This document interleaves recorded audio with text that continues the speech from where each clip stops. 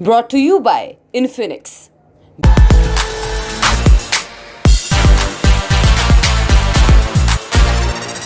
पाकिस्तानी अफवाहों की सबसे बड़ी खराबी ये है कि सच निकलती हैं। ये पंक्ति व्यंग की दुनिया के बेताज बादशाह मुश्ताक अहमद यूसुफी ने लिखी थी। यूसुफी अब इस दुनिया में नहीं है, लेकिन उनका लिखा पाकिस्तान के माथे पर चस्पा है। कुछ हालिया उदाहरण देखते हैं। नंबर 1, अक्टूबर 2021 में तत्कालीन प्रधानमंत्री इमरान खान और पाक आर्मी के बीच विवाद हुआ। खुफिया एजेंसी ISI के मुखिया की नियुक्ति को लेकर अफवाह उड़ी कि इमरान सरकार कुछ दिनों की मेहमान रह गई है। 6 महीने बाद अफवाह सच हो गई। अप्रैल 2022 में नेशनल असेंबली में अविश्वास प्रस्ताव लाकर सरकार गिरा दी गई। नंबर 2, जब इमरान सरकार गिरी तब आरोप लगे कि सारा खेल तत्कालीन आर्मी चीफ कमर जावेद बाजवा के इशारे पर रचा गया था। कहा गया अविश्वास प्रस्ताव से पहले बाजवा और ISI चीफ ने मिलकर इमरान को धमकाया था। आर्मी ने इसका खंडन किया, बोली सब अफवाह है, आर्मी पॉलिटिक्स में दखल नहीं देती। और फिर आया नवंबर 2022, जनरल असीम मुनीर ने बाजवा की जगह ली। पहले भाषण में बोले आर्मी अभी तक पॉलिटिक्स में दखल दे रही थी, अब ऐसा नहीं होगा। नंबर 3, मार्च 2023 में इमरान को कई बार अरेस्ट करने की कोशिश की गई। उनके लाहौर वाले घर पर पुलिस और पैरामिलिट्री भेजी गई, मगर कामयाबी नहीं मिली। तब अफवाह उड़ी कि उन्हें अरेस्ट कर लंबे समय तक जेल में रखने की साजिश हो रही है। सरकार बोली कोई साजिश नहीं है, पूरी कार्रवाई कानून के दायरे में रहकर की जाएगी। मगर 9 मई 2023 को पाक रेंजर्स भेजकर इमरान को इस्लामाबाद हाई कोर्ट के अंदर से उठा लिया गया। बाद में सुप्रीम कोर्ट ने इस गिरफ्तारी को अवैध ठहरा दिया। और अब एक नई अफवाह उड़ रही है। क्या इमरान खान की पार्टी पाकिस्तान तहरीक-ए-इंसाफ यानी कि PTI के नेताओं पर सेना दबाव डाल रही है, उन्हें पार्टी छोड़ने के लिए मजबूर किया जा रहा है, उन्हें आर्मी एक्ट का डर दिखाया जा रहा है। इमरान आरोप लगाते हैं पूरी कवायद उनकी पार्टी पर बैन लगाने के लिए हो रही है।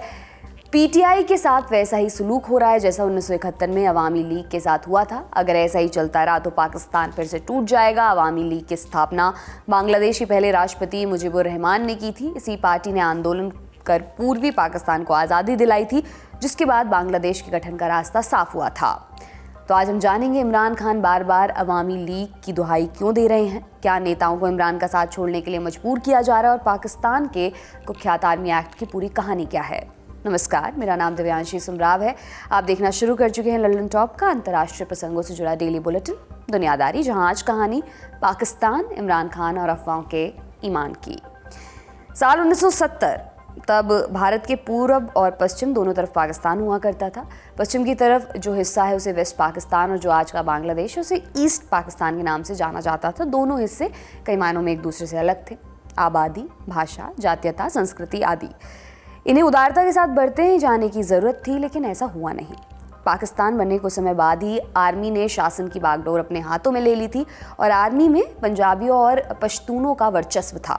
वे खुद को बाकियों से ऊपर मानते थे। उनके लिए ईस्ट पाकिस्तान के बंगाली नागरिकों की कोई हैसियत नहीं थी। आबादी में अधिक होने के बावजूद ईस्ट पर वेस्ट का वर्चस्व था। सारे नियम कानून वेस्ट पाकिस्तान से तय होते थे और उन्हें ईस्ट पर थोप दिया जाता था। इसका विरोध होना लाजमी था, हुआ भी। 26 जनवरी 1952 को पाकिस्तान के तत्कालीन प्रधानमंत्री ख्वाजा निज़ामुद्दीन ढाका में थे। उन्होंने मुस्लिम लीग के सेशन में बोला उर्दू पाकिस्तान की राष्ट्रीय भाषा होगी। ये ईस्ट पाकिस्तान की जनता को रास नहीं आया। उन्हें लगा ये उनकी बांग्ला भाषा को खत्म करने की साजिश है। उन्होंने प्रोटेस्ट किया। सरकार ने बैन लगाया, मगर लोग नहीं माने। फिर सरकार ने सेना बुला ली। 21 फरवरी को मुठभेड़ हुई। बड़ी संख्या में प्रदर्शनकारियों की हत्या हुई। सैकड़ों घायल हुए। हजारों लोगों को अरेस्ट किया गया। प्रोटेस्ट का कोई नतीजा तो नहीं निकला, लेकिन इस घटना ने ईस्ट पाकिस्तान में 2 अभूतपूर्व परंपराओं की नींव रखी। पहली, स्वतंत्र पहचान के लिए आंदोलन और दूसरी, आंदोलनों को दबाने के लिए सेना का इस्तेमाल। समय के साथ इन दोनों का दायरा बढ़ता चला गया। 1965 के भारत पाकिस्तान युद्ध के बाद रिश्ते और बिगड़ गए थे। ईस्ट पाकिस्तान की सबसे बड़ी राजनीतिक पार्टी अवामी लीग ने आर्थिक भेदभाव का आरोप लगाया। फरवरी 1966 में लाहौर में ऑल पार्टी कॉन्फ्रेंस बुलाई गई। इसमें युद्ध के बाद के पाकिस्तान के हालात पर चर्चा होनी थी। इसमें अवामी लीग के नेता शेख मुजीबुर रहमान ने भी हिस्सा लिया था। कॉन्फ्रेंस में उन्होंने ईस्ट पाकिस्तान के लिए 6 मांगे रखी। पाकिस्तान में संसदीय सरकार का रास्ता साफ कर दिया जाए और संसद में आबादी के आधार पर प्रतिनिधित्व मिले। फेडरेशन ऑफ पाकिस्तान के अंतर्गत 2 स्टेट्स की स्थापना की जाए। केंद्र सरकार सिर्फ विदेश और रक्षा संबंधी मामलों को डील करे। दोनों प्रांतों के लिए अलग करेंसी बनाई जाए। अगर ये संभव ना हो तो पूरे देश के लिए एक करेंसी बने। वेस्ट और ईस्ट पाकिस्तान में अलग अलग सेंट्रल बैंक्स की स्थापना हो। विदेशी मुद्रा में होने वाली कमाई के लिए अलग अलग बैंक अकाउंट्स बनाए जाएं। टैक्स जमा का अधिकार फेडरल स्टेट्स को मिले और ईस्ट पाकिस्तान को अपनी सेना रखने का अधिकार मिले। उस समय पाकिस्तान पर जनरल अयूब खान का शासन चल रहा था। अयूब और वेस्ट पाकिस्तान की राजनीतिक पार्टियों ने इन मांगों को सिरे से खारिज कर दिया। मुजीबुर रहमान को विभाजनकारी बताया गया। जुल्फ़िकार अली भुट्टो ने आरोप लगाया कि मुजीबुर भारत की भाषा बोल रहे हैं। अयूब खान इससे एक कदम आगे निकल गए। ढाका की एक रैली में बोले, अगर जरूरत पड़ी तो हम हथियारों की भाषा में बात करेंगे। इस वाक़े ने अवामी लीग का मन खट्टा कर दिया। उन्हें एहसास हो चुका था कि अलग मुल्क ही उनकी सारी समस्याओं का हल है। मुजीबुर रहमान ने उसकी तरफ इशारा भी कर दिया था। अपने दूसरे संस्मरण द प्रिजन डायरीज में उन्होंने लिखा है, मैंने पाकिस्तान की रूलिंग क्लास को इसकी अहमियत समझाने की पूरी कोशिश की। वो इस पाकिस्तान के लिए करो या मरो वाली स्थिति थी। इसे बलपूर्वक दबाया नहीं जा सकता। अगर इसे दबाने की कोशिश की गई तो मुल्क में तबाही आएगी। सत्ता में बैठे लोग यही गलती करने जा रहे हैं। जब तक उन्हें अपनी गलती का एहसास होगा तब तक बहुत देर हो चुकी होगी। और यही हुआ भी। लाहौर कॉन्फ्रेंस के 5 बरस बाद ही शेख मुजीब का कहा सच साबित हो गया। मोहम्मद अब्दुल वदूद भुइयां ने अपनी किताब emergence of Bangladesh and role of Awami League में लिखा है, अवामी लीग की 6 सूत्रीय मांगों के प्रति अयूब सरकार का रवैया दमनकारी था। अयूब सरकार एक बार फिर से राजनीतिक मांगों के सामने फेल साबित हुई थी। मार्च 1969 का महीना अयूब खान के लिए आखिरी साबित हुआ। वेस्ट में जुल्फ़िकार अली भुट्टो की पाकिस्तान पीपल्स पार्टी महंगाई और बेरोजगारी जैसे मुद्दों पर आंदोलन कर रही थी। वहीं ईस्ट में अवामी लीग स्वायत्तता की मांग पर अड़ी हुई थी। अयूब खान इसको कंट्रोल करने में नाकाम थे। आखिरकार उन्हें कुर्सी एक और मिलिट्री जनरल याह्या खान के हवाले करनी पड़ी। याह्या को पॉपुलर होने का बहुत शौक था। वो सर्वमान्य नेता बनने का इरादा रखते थे। इसके लिए सबसे सटीक रास्ता ईस्ट पाकिस्तान में शांति से होकर गुजरता था। तो याह्या ने 1970 में एक लीगल फ्रेमवर्क ऑर्डर तैयार करवाया और इसमें क्या तय हुआ, पूरे मुल्क में लोकतांत्रिक व्यवस्था लाई जाएगी। अगस्त 1970 में नेशनल असेंबली की 300 सीटों के लिए चुनाव कराए जाएंगे। बहुमत हासिल करने वाली पार्टी सरकार बनाएगी। आबादी के आधार पर सीटों का निर्धारण होगा। ईस्ट पाकिस्तान की आबादी ज़्यादा थी, उन्हें 162 सीटें दी गई। वेस्ट के हिस्से में 138 सीटें आईं। ये भी तय हुआ कि नेशनल असेंबली के गठन के 4 महीनों के भीतर नया संविधान बनाया जाएगा। मंजूरी पर फाइनल डिसीजन राष्ट्रपति लेंगे और चुनाव के बाद शेख मुजीब 6 सूत्रीय मांगों से पीछे हट जाएंगे। लेकिन चुनाव आता उससे पहले बाढ़ आई, फिर भयानक तूफान आ गया। नवंबर 1970 में साइक्लोन भोला ने भयानक तबाही मचाई। इसने 5 लाख से अधिक लोगों की जान ली। लाखों लोग विस्थापित हुए। अयूब सरकार सही समय पर राहत पहुंचाने में नाकाम रही। अवामी लीग ने इसका खूब प्रचार किया। वे चुनाव की तारीख बढ़ाने के लिए भी तैयार नहीं हुए। अंततः प्राकृतिक आपदा की विभीषिका के बीच 7 दिसंबर 1970 को पाकिस्तान में पहला लोकतांत्रिक चुनाव कराया गया। अवामी लीग ने इस पाकिस्तान में एक तरफा जीत हासिल की थी। उनके खाते में आई 160 सीटें। वेस्ट पाकिस्तान में भुट्टो की पीपीपी को 81 सीटें मिली थी। बहुमत अवामी लीग के पास था। जैसा तय हुआ था उसके हिसाब से शेख मुजीब को सरकार बनानी थी, मगर यहाँ पर एक बड़ा पेच फंस गया। पाकिस्तान की रूलिंग क्लास को मुजीब की जीत नहीं पची। याह्या और भुट्टो के लिए असहज करने वाली स्थिति थी।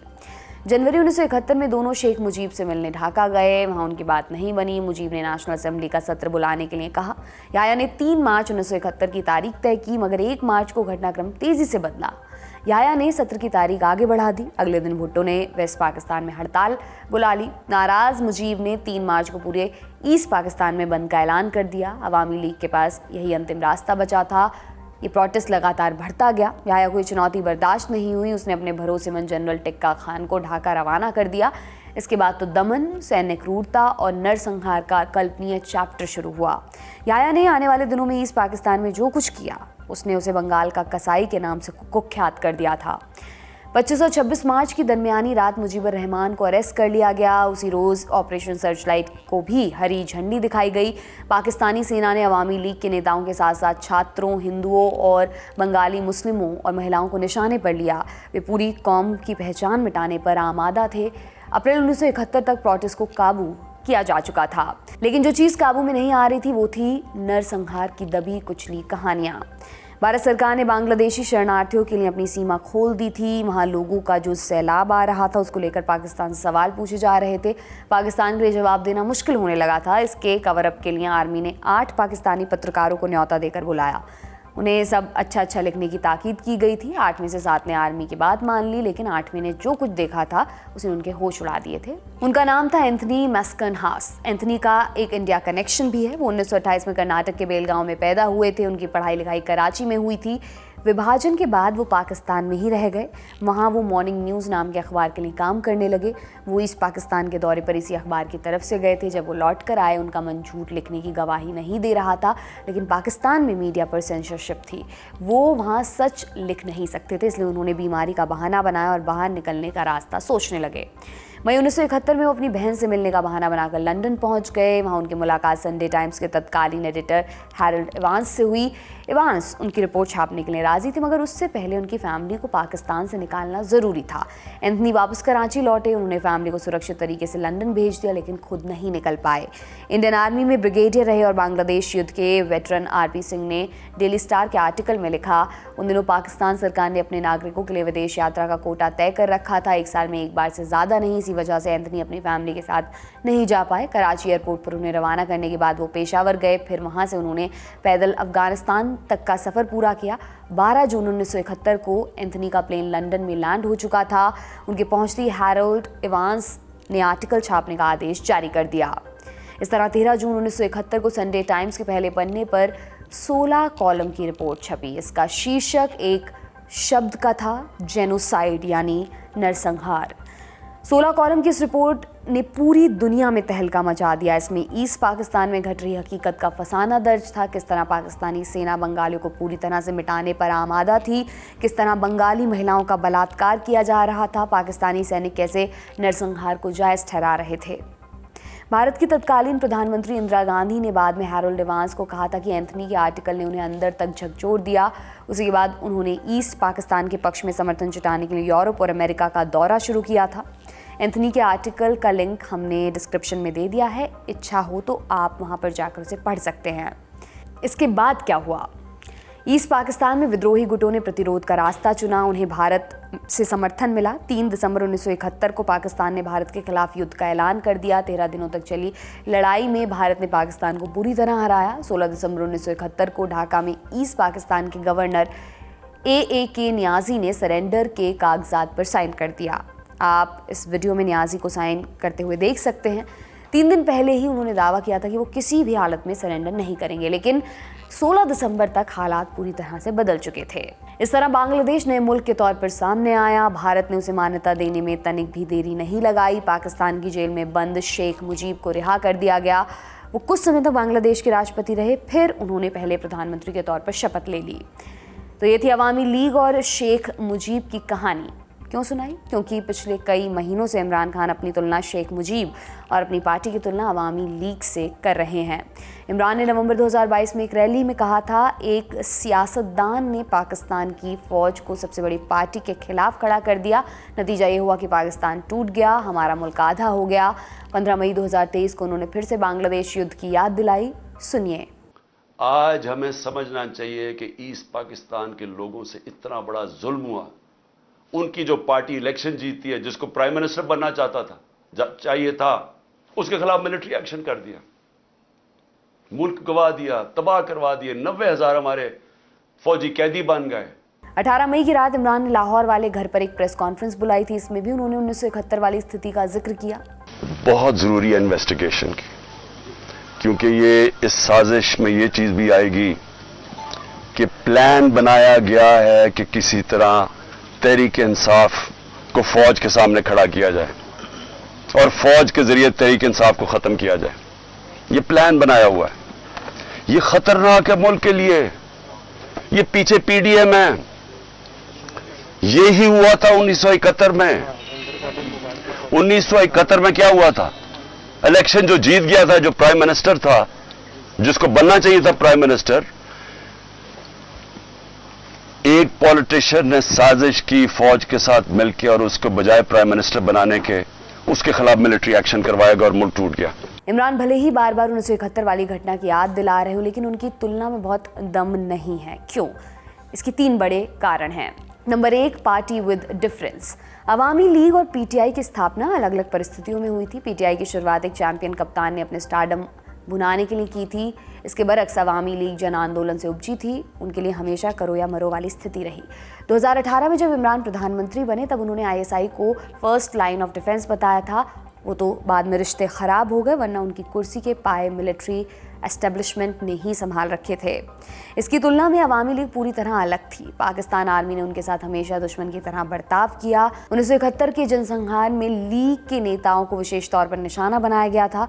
अवामी लीग ने मिलिट्री शासन के दौर में अपना आंदोलन बुलाया था। उन्हें कभी किसी अदालत से राहत नहीं मिली। इमरान खान के पास कम से कम अदालत का रास्ता बचा है। उनकी पार्टी के पास कहने को ही सही प्रोटेस्ट का अधिकार है। और तो और इमरान सरकार को संसद में संवैधानिक प्रक्रिया के तहत गिराया गया। शेख मुजीब को तो कभी सरकार बनाने का मौका ही नहीं मिला। उससे पहले उन्हें अरेस्ट कर जेल में डाल दिया गया था। नंबर 2, यथास्थिति लौटाने की जदोजहद। इमरान ने कभी पूरी आर्मी में सुधार की बात नहीं कही। वो बस कुछ अफसरों के नाम लेते रहे, डर्टी हैरी और बाजवा पर आरोप लगाते रहे। कभी आर्मी का वर्चस्व तोड़ने पर जोर नहीं दिया। पाकिस्तान में सेना नमक से लेकर अपार्टमेंट तक बनाती है, वो आम लोगों की ज़िंदगी में घुसी हुई है। इमरान को इसका अंदाज़ा है, इसी वजह से वो स्ट्रक्चर पर चोट करने से बचते हैं। जानकार कहते हैं उनकी दबी इच्छा यही कि बड़े अफसरों से उनका याराना दोबारा शुरू हो जाए, बाकी उन्हें कोई दिक्कत नहीं है। नंबर 3, तो आगे क्या? इमरान अपने भाषणों में कई बार कह चुके हैं कि अगर ऐसा ही टकराव चलता रहा तो पाकिस्तान फिर से टूट जाएगा। लेकिन ये कैसे टूटेगा? क्या इमरान अलग मुल्क बनाने की बात कर रहे हैं? इसको लेकर कोई स्पष्टता नज़र नहीं आती। अवामी लीग की मंजिल साफ थी। वे बांग्लादेश के निर्माण को लेकर शुरुआत से ही अटल थे। उनके पास भाषा, संस्कृति और क्षेत्रीय पहचान जैसी मजबूत वजहें थीं।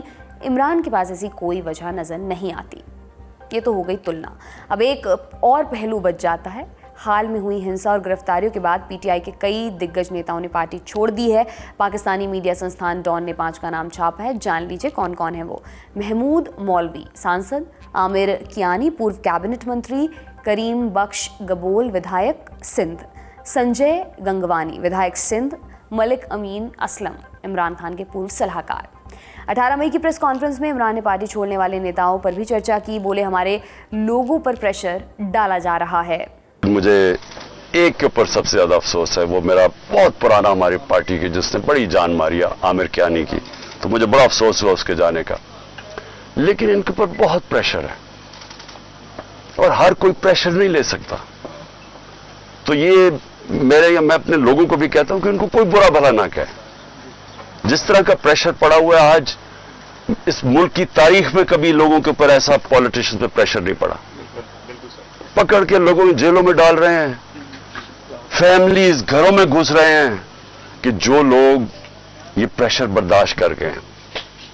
मैं अपनी पार्टी के वो लोग जो प्रेशर बर्दाश्त कर गए हैं, कौम आपको हमेशा याद रखेगी, कौम आपको भूलेगी नहीं। कि मुझे पता है आपके ऊपर किस तरह के प्रेशर्स हैं और जिस तरह आप खड़े हैं, तो ना मैं आपको भूलूंगा ना ये कौम आपको भूलेगी। 9 मई को इमरान की गिरफ्तारी के बाद हिंसा शुरू हुई। आरोप है कि पीटीआई के समर्थकों ने सेना और सरकारी संपत्ति को नुकसान पहुंचाया। सरकार ने कहा कि दोषियों पर आर्मी एक्ट और ऑफिशियल सीक्रेट्स एक्ट के तहत कार्रवाई की जाएगी। पुलिस ने पीटीआई के बड़े नेताओं को हिंसा भड़काने के आरोप में अरेस्ट भी किया है। कहा जा रहा है कि उनके ऊपर भी मिलिट्री एक्ट के तहत कार्रवाई का खतरा मंडरा रहा है। ये कानून हमेशा से कुख्यात माने जाते हैं। इस डर से भी पीटीआई के नेता पार्टी छोड़ने और सेना की तरफदारी करने में भरोसा दिखा रहे हैं। वैसे आर्मी एक्ट है क्या, ये भी बता देते हैं।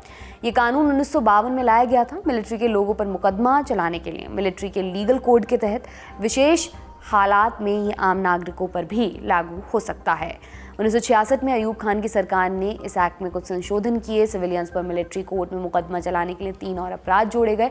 नंबर 1, लिखकर या बोलकर सेना के अंदर विद्रोह भड़काना। नंबर 2, दुश्मन देश के साथ सीक्रेट साझा करना। और नंबर 3, सेना के ठिकानों को जानबूझकर निशाना बनाना।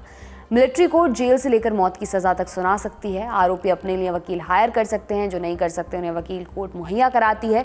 दोषी करार दिए जाने पर 40 दिनों के अंदर आर्मी कोर्ट में अपील का अधिकार होता है। अगर व्यक्ति उससे भी संतुष्ट नहीं है तो वो ऊंची अदालत का रुख ले सकता है। जानकारों का कहना है कि किसी भी सिविलियन सोसाइटी में आर्मी कोर्ट का दखल सही नहीं माना जाता। ये अंतर्राष्ट्रीय मानवाधिकार कानूनों के भी खिलाफ है। शहबाज सरकार के फैसले की पाकिस्तान के अलावा विदेशों में भी आलोचना हो रही है, मगर सरकार ने इससे पीछे हटने का कोई संकेत नहीं दिया है। कहा जा रहा है कि तिगड़म पीटीआई को हताश करने और अंत में बैन लगाने के लिए भिड़ाया जा रहा है। इस हालात पर एक और व्यंग्यकार और टीवी होस्ट अनवर मकसूद का कहा याद आता है। 75 सालों में तकरीबन 35 साल फौज ने हम पर हुकूमत की। 35 साल भी नहीं बल्कि 74 साल फौज ने हम पर राज किया, आज भी कर रही है। इसमें फ़ौज से कहीं ज़्यादा हमारा कसूर है। फ़ौज हमारी ज़रूरत है। इस लोकतंत्र के दौर में ना जाने क्यों हम फ़ौज की ज़रूरत बन जाते हैं। चुनाव होंगे या नहीं ये बात ना चुनाव आयोग जानता है, ना सरकार, ना अदालत, ना खुदा जानता है, सिर्फ फ़ौज जानती है, मगर वो बता तक नहीं रही है। कमोवेश यही पूरे पाकिस्तान की नियति है। पाकिस्तान से जो नए अपडेट्स हैं वो भी जान लीजिए। 18 मई को दोपहर 2 बजे पंजाब सरकार की दी हुई डेडलाइन खत्म हो गई। पंजाब सरकार ने इमरान पर अपने घर में आतंकियों को छिपाने का आरोप लगाया था। 24 घंटे में उन्हें सौंपने का अल्टीमेटम भी दिया था। डेडलाइन खत्म होने के बाद पंजाब पुलिस ने इमरान के घर के बाहर घेराबंदी की, लेकिन वे घर के अंदर नहीं घुसे। 19 मई को पंजाब पुलिस ने अपना डेलीगेशन भेजा। इस डेलीगेशन ने इमरान की इजाज़त लेकर घर की तलाशी ली। पाकिस्तान के राष्ट्रपति आरिफ अलवी ने कहा कि इमरान को 9 मई के बाद हुई हिंसा की निंदा करनी चाहिए। 18 मई को इमरान ने हिंसा की निंदा की, बोले मामले की इंडिपेंडेंट जांच होनी चाहिए। 19 मई को पीटीआई के 3 और बड़े नेताओं ने पार्टी छोड़ दी। उन्होंने भी सेम पैटर्न पर पार्टी से इस्तीफा दिया, हिंसा की निंदा की और बोले अब पीटीआई में बने रहना मुश्किल हो गया है। 19 मई को ही इमरान लाहौर की एंटी टेररिज्म कोर्ट में पहुंचे। कोर्ट ने उन्हें 2 जून तक के लिए जमानत दे दी। और भी अपडेट्स आपको लल्लन टॉप पर लगातार मिलते रहेंगे। आज का दुनियादारी यहीं पर समाप्त होता है। जाते जाते एक ज़रूरी सूचना, लल्लन टॉप की special investigative report the real Kerala story 20 मई को शाम 8 बजे रिलीज़ होने वाली है, जहां हम दिखाएंगे केरला के लोगों के आईएस में भर्ती होने की असली कहानी। उनसे मिलवाएंगे जिनके ऊपर धन परिवर्तन कराकर आईएस में भेजने का इल्ज़ाम लगा, और उनसे भी जिनके घर के नौजवानों ने आईएस का रास्ता पकड़ा। तो देखना बिल्कुल मत भूलिएगा 20 मई 2023 शाम 8 बजे। शुक्रिया, शुभ रात्रि।